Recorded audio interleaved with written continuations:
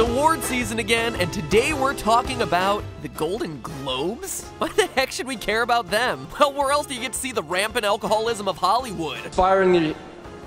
Inspiring. Or the positive effects of Valium. I know the evening's getting short. I took a Valium tonight, so... Or more alcohol. I'll show you a pair of Golden Globes. And that's not even counting good old Katniss Eversteak. But seriously, with everyone stoned out of their minds at this thing, this is so much more entertaining than the Oscars.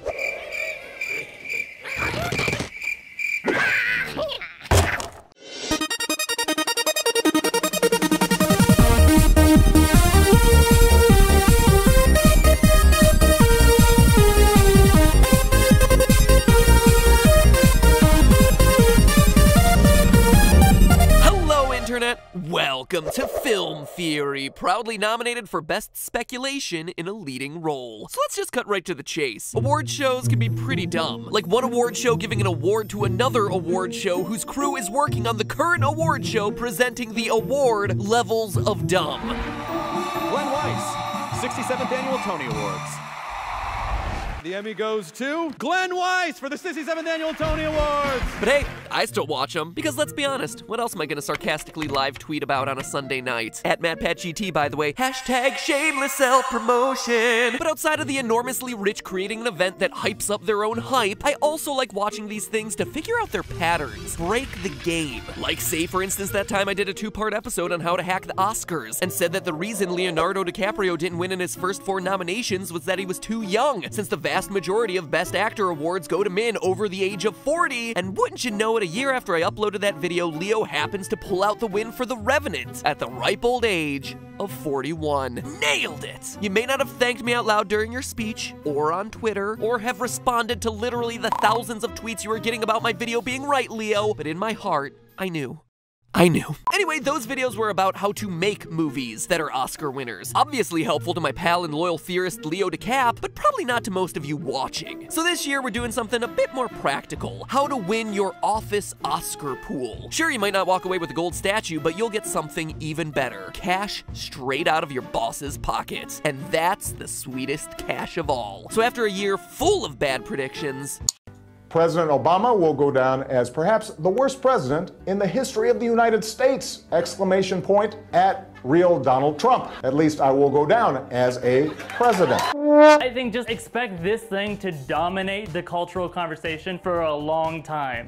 Proposing today is that this group in Rogue One turns into this group from the sequel trilogy. Let's start 2017 off right by giving you the tools you need to hack the Oscars. Now, when I started doing my homework on this episode, I expected to talk a lot about how studying the Golden Globes would be the best way to get your Oscar picks in order. I mean, it is the first major award show of the season, and next to the Oscars is by far the most watched of any of the big movie awards. But just going in and plugging the Golden Globe winners into your Oscar pool comes with some big risks. First, credit where credit is due. The Golden Globes are really good at picking out Best Actor and Best Actress awards. In the last 20 years, 70% of Best Actor Oscar winners also won a Golden Globe for that performance. For Best Actress, that number shoots up to a whopping 90%. And there are other categories that have a really high correlation between Oscar wins and Golden Globe wins as well, like screenplay at 80%. Now, at first, those may seem like huge numbers, and granted they are, but they're also a bit misleading. You see, the Academy Awards and Golden Globes don't give out these awards in the same way. Sure, 70% of Best Actors and 90% of Best Actresses at the Oscars also won themselves a Golden Globe, but that's because they had 2 shots to do it. The Golden Globe splits its leading actor categories into comedies and dramas. So while it is highly likely that one of those 2 actors or actresses is going to win the Academy Award, how do you know which of the 2? Is it a 50-50 chance? Flip a coin? Pfft.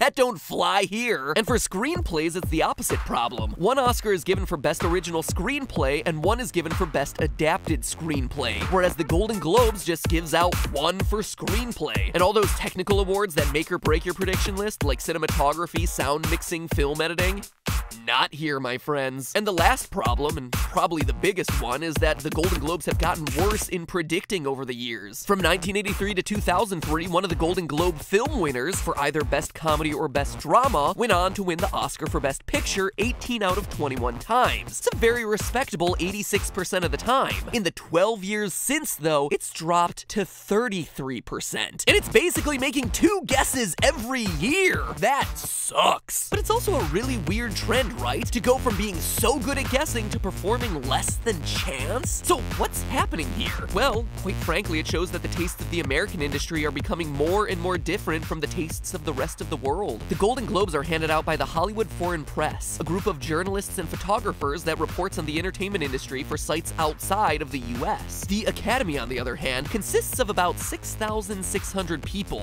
mostly US-based, historically 96% white, and all being film industry professionals, with most still being active in making movies. But it's also worth noting that this year it's 6,600. That extra 600 is noteworthy, because those 600 were added just this year in response to all the complaints about a lack of diversity in the Academy. Is it enough to sway the votes? Probably not, but you are going to start to see things shift away from the old guard, and the Academy probably overcorrect for the sins of the last couple years. Anyway, TLDR, the Golden Globes are fun and all to see Jack Nicholson hopped up on Valium, but if you're serious about winning your Oscar pool, you're gonna have to go a lot deeper than that. So where does that mean we should turn? Well, I looked at the past 20 years of awards handed out by the Screen Actors Guild, Writers Guild of America, Directors Guild of America, Producers Guild of America, BAFTA, Satellite Awards, Critics' Choice, National Society of Film Critics, Online Film Critics Society, New York Film Critics Circle, and Los Angeles Film Critics Association. Whew. If I never have to write the name Meryl Streep into an Excel spreadsheet again, I will die a happy man. Obviously, there was a ton of data to wade through, so I'm gonna give you the Cliff Notes and tell you the 3 biggest lessons learned about Oscar predictability from this little data analysis project I did. Number 1,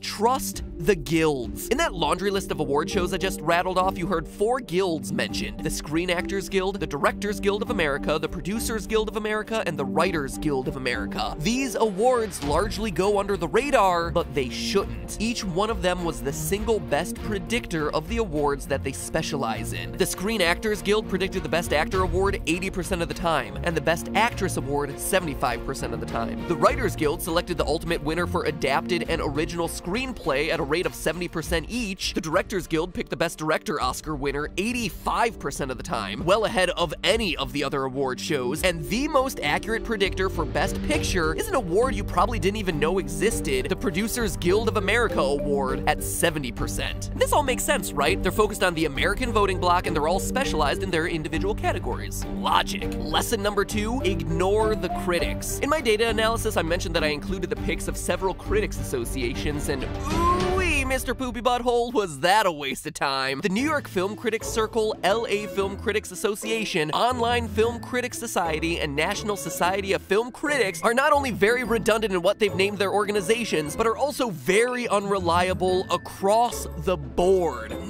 None of those 4 award shows picked the Oscar winner in any category more than half the time. Any category! And their Best Picture picks were especially bad. The Los Angeles Film Critics Society picked the Best Picture Oscar winner twice in the last 20 years. Seriously, we must have some bitter, failed filmmakers in the LA Film Critics Society, because with a 10% accuracy rate, it seems like they are intentionally trying to go against the grain. Whoop, whoop, whoop, whoop. We got some hipsters over here. Hipster alert! That said, there is one exception. The Critics' Choice Awards are actually surprisingly good at picking Best Cinematography, which it's done 85% of the time, and Best Original Screenplay, which it only missed once in the 11 times that it's handed out the award. So when it comes to those more obscure categories, that's a good one to reference. Which brings us to lesson number 3. Award shows themselves aren't enough. Sure, a 70% accuracy rating for a given category is pretty good, but as any of you who watch our GT live streams know, I'm not a big fan of losing. No! I hit the dog! I hit it! And I want you to be confident that you're finally gonna get some bragging rights over Bill from accounting. He is so smug. Screw you, Bill, you and your accounting, whatever accountants have, a computer, it's too general, your calculator. Yeah, that got him. Got him good. But seriously, you guys can relate, right? Every office, school, classroom, whatever, has that like one film hipster. Oh, I can't believe that they snubbed this obscure Iranian foreign film. Well, screw them. This is our time to shine. Today, I set out to give you the best way to make your predictions, the best odds to have the ability to rub it in those film hipster faces, and dang it, I intend to deliver. Luckily, the best answer to this problem is the answer that I use for practically every problem these days.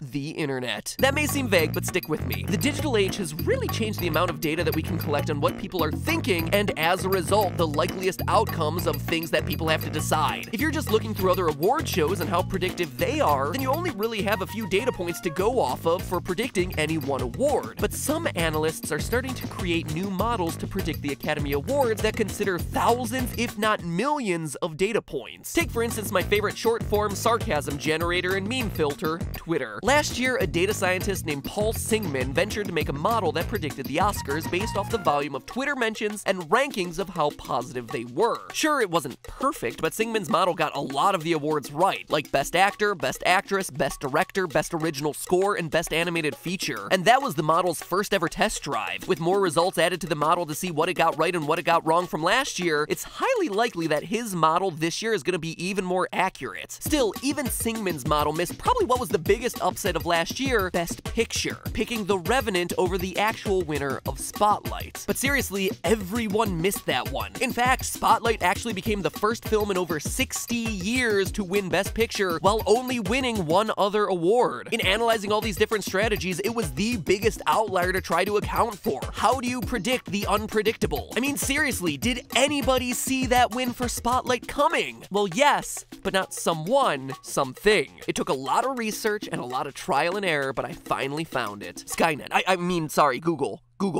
Google's what I meant. A quick look at the Google Trends data for the search terms The Revenant, The Big Short, and Spotlight starting at the beginning of 2016 shows us an interesting pattern. In all of those graphs, we see a big spike in the week of February 28th, and that's to be expected, since that's when the Oscars were handed out. But it's the shape of the graph in January and early February that's the most interesting. Both The Revenant and The Big Short came into 2016 with very hot search traffic, but then cooled down significantly the couple of weeks leading up to the Oscars. Spotlight, on the other hand, started very flat, but gradually grew, consistently growing in search traffic through the first 6 weeks of 2016. It's plausible that these models of search traffic mirror the behavior of Academy voters. If voters for the Oscars checked out The Big Short and The Revenant while they were hot in search traffic in early January, it's likely that they were watching films that received fewer accolades, like Spotlight, a bit closer to the time that they were actually voting, the couple of weeks right before the big awards, thereby making them subject to our good old friend, the recency effect, a psychological phenomenon which states that we are more likely to remember and prefer things that we've seen or watched more recently. So while The Big Short and The Revenant were distant memories in the voters' minds, having just seen Spotlight, everybody's gonna be interested in this. That's the one they vote for. Put simply, you don't want your movie to be losing steam as it heads into the Oscars, because the 2 weeks before the ceremony is when the voting really happens. So here we are. This is it. This is the moment. Bill from accounting is headed down the hall, waving that Oscar ballot in his grubby little hands, looking as cocky as always. Thoughts of that Iranian documentary running through his head. What are you gonna do to wipe that grin off his face? Let me tell ya. Step 1, follow the guilds. Look up the winners from each respective guild and mark them off. Add in some of the categories that we mentioned from the Critics' Choice. Step 2, double check your choices with Twitter trends. And step 3, before you turn in your ballot the Friday before the Oscars, double check Google Trends to see if any underdogs have been gaining in search. And finally, step 4, watch the ceremony and celebrate as the points come rolling in. And when Monday morning rolls around, rub your astute choice of best foreign film documentary in Bill's face. Because at the end of the day, who cares which multi-millionaire walked away with a golden statue? All that matters is you winning bragging rights for the next year. Screw you, Bill! You and your calculator. Just because it has subtitles doesn't make it good. But hey, that's just a theory. A film theory. And cut. It's award season again, and today we're talking about the Golden Globes? Why the heck should we care about them? Well, where else do you get to see the rampant alcoholism of Hollywood?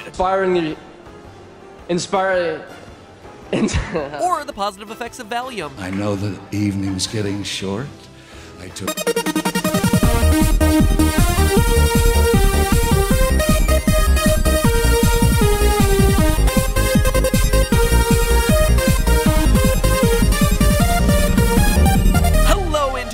Welcome to Film Theory, proudly nominated for Best Speculation in a Leading Awards. But hey, I still watch them, because let's be honest, what else am I gonna sarcastically live tweet about on a Sunday night? At MattPatGT, by the way, hashtag shameless self-promotion. But outside of the enormously rich creating an event that hypes up their own hype, I also like watching these things to figure out their patterns, break the game. Like, say, for instance, that time I did a 2-part episode. Took a Valium tonight, so...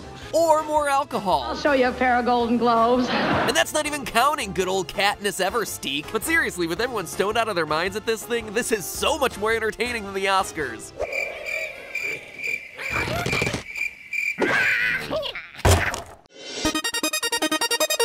Roll. So let's just cut right to the chase. Award shows can be pretty dumb. Like one award show giving an award to another award show whose crew is working on the current award show presenting the award levels of dumb. Glenn Weiss, 67th Annual Tony Awards. The Emmy goes to Glenn Weiss for the 67th Annual Tony